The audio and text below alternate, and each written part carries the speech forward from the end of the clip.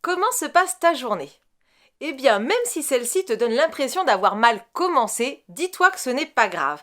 Même si t'as l'impression d'avoir la poisse, t'as crevé ce matin et puis ensuite t'as renversé ton café au boulot, tout va bien. C'est juste la loi de Murphy qui s'applique et moi je te l'explique tout de suite.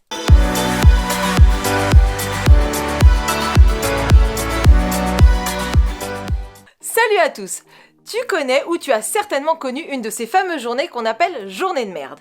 Je t'explique, tu te lèves le matin et bim, tu te cognes l'orteil dans un angle. Et puis bien sûr, tu vas prendre ta douche et là, bim, plus de shampoing. Et puis je ne te parle pas de la tartine qui va tomber, la tache que tu te fais sur ta chemise toute neuve, ou encore une fois, quand tu vas partir, tu vois ta voiture qui, par deux charmantes personnes, est légèrement très serrée. Tu as l'impression de cumuler? Eh bien rassure-toi, c'est juste la loi de Murphy.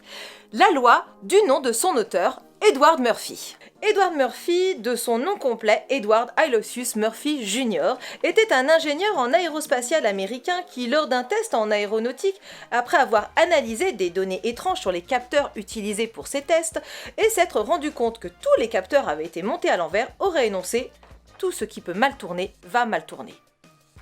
Eh ouais, le mec qui était quand même hyper optimiste.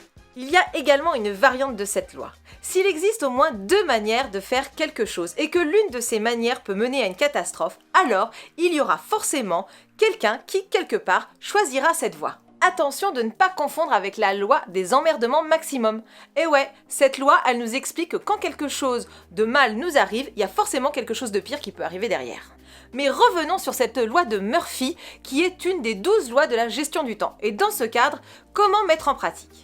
Tout d'abord, lorsque vous organisez vos tâches, votre emploi du temps, prévoyez toujours une marge de manœuvre. Ainsi, vous aurez cette petite marge pour vos imprévus. Ne soyez pas pessimiste et ne considérez pas cette loi comme un principe universel qui dirait que systématiquement tout partira en vrille à un moment donné ou à un autre, mais plutôt agissez comme si cette loi était vraie. Et donc en prévoyant et en anticipant, vous aurez comme ça plus de facilité à faire face et à gérer ces fameux imprévus.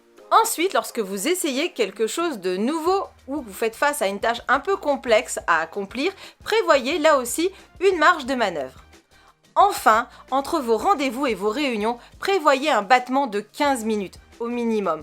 Ainsi, de cette façon, si l'un de vos rendez-vous a du retard, eh bien ça je vous le dis, ça arrivera, merci la loi de Murphy, vous pourrez y faire face car il suffit d'un retard pour pouvoir vous mettre toute la journée dans le speed. Voilà pour cette première loi de la gestion du temps. Promis, je vous présente les autres très vite. Vous l'avez compris, cette vidéo est donc terminée et je vous remercie de l'avoir suivie. Je vous invite à la commenter, à la partager, bien entendu à vous abonner, mettre le petit pouce bleu et à cliquer sur la petite cloche pour ne rien rater des prochaines vidéos. Vous pouvez me retrouver sur tous les réseaux sociaux et n'oubliez pas, chaque jour est une nouvelle chance de pouvoir changer.